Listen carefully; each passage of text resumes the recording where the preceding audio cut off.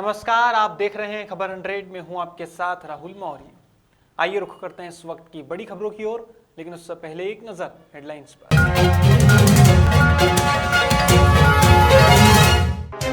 भारत सरकार के बजट की सीएम शिवराज सिंह चौहान ने की तारीफ। सीएम ने पीएम मोदी को दी बधाई। बजट को बताया शक्तिशाली भारत के निर्माण का स्रोत। पंचायत मंत्री महेंद्र सिंह सिसोदिया के भतीजे ने दी धमकी। शादी समारोह में देर रात डीजे बंद कराने पहुंचे थे पुलिसकर्मी, उनके साथ हुआ विवाद। और पूर्व मुख्यमंत्री विजय बहुगुणा पहुंचे नानकमत्ता प्रत्याशी प्रेम सिंह राणा के समर्थन में की जनसभा। जनता से की भाजपा के पक्ष में वोट करने की अपील।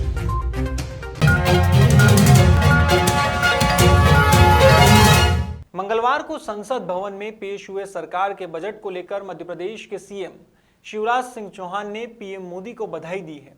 मुख्यमंत्री शिवराज सिंह चौहान ने कहा कि यह नए भारत के निर्माण का बजट है, समृद्ध, शक्तिशाली और विकसित भारत के निर्माण का बजट है। इससे अधोसंरचना के विकास के साथ साथ रोजगार के अवसर भी पैदा होंगे। यह किसानों की आय दोगुना करने का बजट है। सीएम की माने तो यह आम आदमी का बजट है, क्योंकि गरीब, निम्न और मध्यम वर्ग के परिवार की जिंदगी में खुशहाली लाने का प्रयास किया गया है। मैं माननीय प्रधानमंत्री जी को बहुत बधाई देता हूं। ये नए भारत के निर्माण का बजट है। समृद्ध, शक्तिशाली और विकसित भारत के निर्माण का बजट है। अधोसंरचना विकास के लिए 35% से ज्यादा राशि बजट में बढ़ाई गई है। इससे अधोसंरचना के विकास के साथ साथ रोजगार के अवसर सृजित होंगे। राज्यों को भी ज्यादा धनराशि उपलब्ध कराने के अवसर प्रदान किए गए हैं और ये ज्यादा धनराशि अधोसंरचना के विकास में लगेगी तो वहां भी रोजगार के अवसर पैदा होंगे। मध्य प्रदेश को तो बड़ी सौगात मिली है। नदी जोड़ो परियोजना के अंतर्गत कैन और बेतवा को जोड़ने पर 44,000 करोड़ रुपए से ज्यादा की धनराशि खर्च की जाएगी। बुंदेलखंड बदल जाएगा हमारा। यह किसानों की आय दुगना करने का बजट है। खेती को टेक्नोलॉजी से जोड़ा है। हाईटेक बना के कैसे टेक्नोलॉजी का लाभ किसान को मिले, इसका मार्ग प्रशस्त किया गया है। प्राकृतिक खेती लोगों के स्वास्थ्य को भी उत्तम बनाएगी और धरती का स्वास्थ्य भी उत्तम रहेगा। यह आम आदमी का बजट है जिसमें गरीब और निम्न मध्यम वर्गीय परिवारों की जिंदगी में खुशहाली लाने का प्रयास किया गया है। इस बजट में नई शिक्षा नीति को जमीन पर लागू करने के लिए पर्याप्त प्रावधान किया गया है और कोविड काल के बाद देश में हेल्थ इंफ्रास्ट्रक्चर बेहतर बनाने के लिए पर्याप्त प्रावधान किया गया है। यह महिला सशक्तिकरण का, युवाओं को रोजगार देने का, गरीब और किसान के कल्याण का और एक शक्तिशाली भारत के निर्माण का बजट है, जिसमें रक्षा बजट में पर्याप्त प्रावधान किया गया है। 25% बढ़ोतरी की गई है। प्रधानमंत्री जी आजादी के अमृत महोत्सव के अवसर पर जिस दिशा में देश को ले जाना चाहते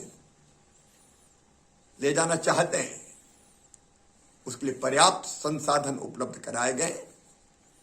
मैं प्रधानमंत्री जी को धन्यवाद देता हूं, वित्त मंत्री जी को बधाई देता हूं।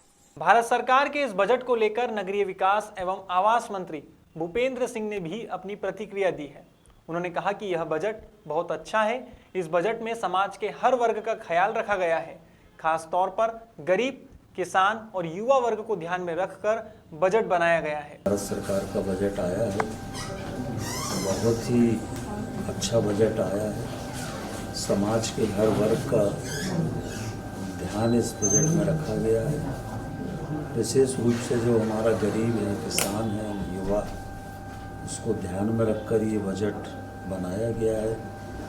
गरीबों के लिए हर गरीब का मकान हो, इसके लिए 22-23 में 80 लाख मकानों का बजट में प्रावधान किया गया है। हर घर तक पानी पहुँचे, इसके लिए 8 करोड़ परिवारों तक पानी पहुँचाने के लिए, पीने का पानी पहुँचाने के लिए 60,000 करोड़ रुपए का प्रावधान बजट के अंदर किया गया है। हमारे देश की पहली योजना नदी जोड़ो योजना, कैन बेतवा जो परियोजना है, जो हमारे मध्य प्रदेश के बुंदेलखंड में बनना है, उस योजना की स्वीकृति दी गई है। 40,000 करोड़ का बजट में उसमें प्रावधान किया गया है। साथ में 60 लाख युवाओं को रोजगार देने का भी प्लान इस बजट के अंतर्गत किया गया है। जो हमारे छोटे और मझोले शहर हैं, सरकार का ऐसा मानना है कि आने वाले 25 वर्षों में हमारे शहरों की आबादी 50% हो जाएगी। इसलिए जो छोटे और मझोले शहर हैं, जो 3 टायर शहर हैं, क्लास 2, क्लास 3 शहर हैं, उनके विकास के लिए एक मेगा सिटी प्लान बनाने का प्रावधान भी बजट में किया गया है। और उसके अंतर्गत जो हमारे विशेषज्ञ हैं, वैज्ञानिक हैं, सब की राय सलाह लेकर एक पूरा प्लान हम लोग छोटे मझोले शहरों का करेंगे, जिससे एक समन्वित विकास इन शहरों का हो। वो प्रावधान भी बजट के अंतर्गत किया गया है। जो किसानों को एमएसपी है, वो एमएसपी अब सीधे उनके खाते में जाएगी, और जो बीच में बिचौलिए होते थे वो अब ख़त्म हो जाएंगे। तो किसानों को भी इसका अनेक लाभ मिलेगा। साथ में किसानों के लिए अनेक नए वैज्ञानिक तरीके से खेती करने के प्रावधान भी इस बजट में किए गए हैं। तो कुल मिलाकर हम देखें तो समाज के हर वर्ग का ध्यान इस बजट में रखा गया है। राजगढ़ जिले के पचोड़ थाना क्षेत्र से दबंगई का एक मामला सामने आया है। यहाँ पंचायत मंत्री महेंद्र सिंह सिसोदिया के भतीजे उदय राज सिंह सिसोदिया का बदसलूकी करते हुए एक वीडियो वायरल हुआ है। दरअसल शादी समारोह में देर रात डीजे बंद कराने पहुंचे पुलिसकर्मियों को धमकाया गया है। इस दौरान उनके साथ अभद्र भाषा का भी प्रयोग किया गया। ऐसे में अब देखना होगा कि क्या इस मामले में कोई कार्रवाई होगी। भाजपा से विधायक प्रत्याशी प्रेम सिंह राणा के समर्थन में पूर्व मुख्यमंत्री विजय बहुगुणा नानकमत्ता पहुंचे हैं। यहां नानकमत्ता विधानसभा के देवकली में एक जनसभा को उन्होंने संबोधित किया है। उन्होंने भाजपा कार्यकर्ता और पदाधिकारियों में जोश भरने का प्रयास किया है। इस दौरान ग्राम प्रधानों सहित सैकड़ों लोगों ने कांग्रेस को छोड़कर भाजपा की सदस्यता भी ग्रहण की है। इस दौरान डॉक्टर प्रेम सिंह राणा ने कहा कि कोविड काल होने के बाद भी नानकमत्ता के विकास के लिए हर संभव प्रयास किया गया है। 5 सालों तक विपक्ष के कोई भी नेता लोगों की जन समस्याओं के समाधान के लिए आगे नहीं आए। वहीं आज चुनाव आने पर बड़ी बड़ी घोषणाएं कर रहे हैं। राणा ने पूर्व विधायक गोपाल सिंह राणा पर जुबानी हमला बोलते हुए कहा कि वे 10 साल में अपनी एक उपलब्धि भी बता दें, इसलिए किसी के बहकावे में ना आए। कांग्रेस का काम सिर्फ लटकाना और भटकाना है। मोदी जी हैं, जिन्हों उनका जो देहरादून का भाषण हुआ था और जो हल्द्वानी में उनका भाषण हुआ और जो 1.25 लाख करोड़ की उन्होंने हमारे प्रदेश को योजनाएं दी हैं, आज पूरे प्रदेश में परिवर्तन है, लहर है भारतीय जनता पार्टी की। और हम सब जो है वो आज ये कह सकते हैं कि इस अपार बहुमत के साथ हम सरकार बनाएंगे। और ये सारी सीटें जहाँ हम घूम रहे हैं, मैं नानकमत्ता गया था, यहाँ आया हूँ, खटीमा सतारगंज जा रहा हूँ, तो मैं कह सकता हूँ कि यहाँ लहर है और पार्टी जीत रही है। बिल्कुल कमल खिलेगा, राज्य सरकार यहाँ बनेगी, धामी जी मुख्यमंत्री होंगे और मोदी जी के आशीर्वाद के साथ ये प्रदेश आने वाले दशक में इस देश का सबसे विकसित प्रदेश होगा। ये स्वयं बहुगुणा नहीं बोल रहा है, मोदी जी ने केदारनाथ में बोला था कि आज नानकमत्ता विधानसभा में माननीय पूर्व मुख्यमंत्री विजय बहुगुणा जी का हम लोगों को मार्गदर्शन प्राप्त हुआ।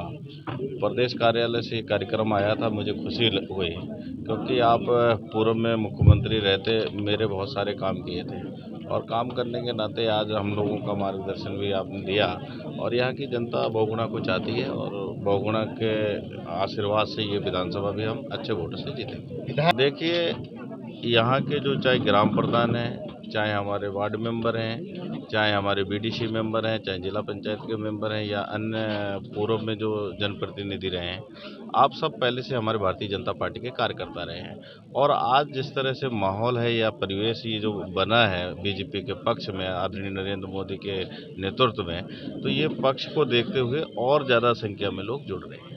आज दर्जनों लोगों ने यहाँ सदस्यता भारतीय जनता पार्टी के लिए है और मुझे लगता है कि आप सब लोगों ने पूरे क्षेत्र में जा के देखा है तो उनको लगता है कि भारतीय जनता पार्टी आ रही है। तो इसलिए महू में Indian council of agriculture research की मदद से भारत सरकार के कृषि मंत्रालय द्वारा दुधारू पशुओं की स्वच्छता विषय पर 10 दिन की कार्यशाला आयोजित की जा रही है। यह कार्यशाला 1 फरवरी से 10 फरवरी तक महू के वेटनरी कॉलेज महाविद्यालय में आयोजित की जा रही है। इस कार्यशाला के कोर्स डॉक्टर RK बघेरवाल ने बताया कि भारत के 25 प्रशिक्षणार्थियों की इसमें भागीदारी रहेगी, जो देश के विभिन्न पशु चिकित्सा महाविद्यालय में SDM पशु पोषण विषय पर न केवल शोध कर रहे हैं अपितु शिक्षण कार्य में भी व्यस्त हैं। बता दें, दुधारू पशुओं में चयापचय और खनिज तत्वों की कमी के परीक्षण सहित अत्याधुनिक चिकित्सा द्वारा अधिक उत्पादन हेतु इस कार्यशाला का आयोजन किया गया है। भारत सरकार के कृषि मंत्रालय द्वारा, भारतीय कृषि अनुसंधान परिषद द्वारा मध्य प्रदेश में यूँ कहा जाए कि हमारी वेटरनरी यूनिवर्सिटी नानाजी देशमुख पशु चिकित्सा विज्ञान विश्वविद्यालय जबलपुर में पहली बार यह पशुपालन महाविद्यालय महू में यह 10 दिन का एक प्रशिक्षण कार्यक्रम आयोजित किया गया है। इसका मूल उद्देश्य ये है कि पूरे देश के जितने पशुपालन महाविद्यालय हैं और वहाँ पर मेडिसिन विभाग के और पशु पोषण विभाग के जितने भी एक्सपर्ट लोग हैं, उनमें से 25 लोगों का हमने चयन करके उनकी ऑनलाइन ट्रेनिंग का हम प्रशिक्षण दे रहे हैं। ये प्रशिक्षण 1 फरवरी से 10 फरवरी तक चलेगा और इसमें ख़ास तौर पर इस बात के लिए हमारे जो तकनीकी वैज्ञानिक हैं उनको ये जानकारी दी जाएगी कि समय रहते यदि दुधारू पशु का हम परीक्षण करके चिकित्सा करेंगे तो उनसे अधिक दूध उत्पादन होगा। आमतौर पर ये देखने में आता है कि दुधारू पशु जब जन्मता है तो जन्मने के बाद उसमें कई प्रकार के पोषक तत्वों की कमी हो जाती है। हम लक्षण के आधार पर जब चिकित्सा करते हैं तो पशुपालक बड़ा उदास हो जाता है और कई दिन तक उसकी चिकित्सा अच्छी नहीं होने के कारण उसे आर्थिक नुकसान उठाना पड़ता है। तो इस प्रशिक्षण का उद्देश्य राष्ट्रीय मिशन के माध्यम से यही है कि हमने जिन 25 पशु वैज्ञानिकों का चयन किया है उनको हम इस बारे में पूरी जानकारी देंगे ताकि अपने अपने राज्य में जाके पशु चिकित्सालय के माध्यम से, पशु महाविद्यालयों के माध्यम से, वहाँ की क्लिनिक्स के माध्यम से इसमें वो समय रहते इसकी रोकथाम कर सके ताकि पशुओं का से जो दूध उत्पादन बड़ी आसानी से हो सके और इसका प्रशिक्षण हम उनको दे रहे हैं। फिलहाल खबरों में बस इतना ही। देश और दुनिया की तमाम खबरों के लिए देखते रहिए खबर 100, जनता की बुलंद आवाज।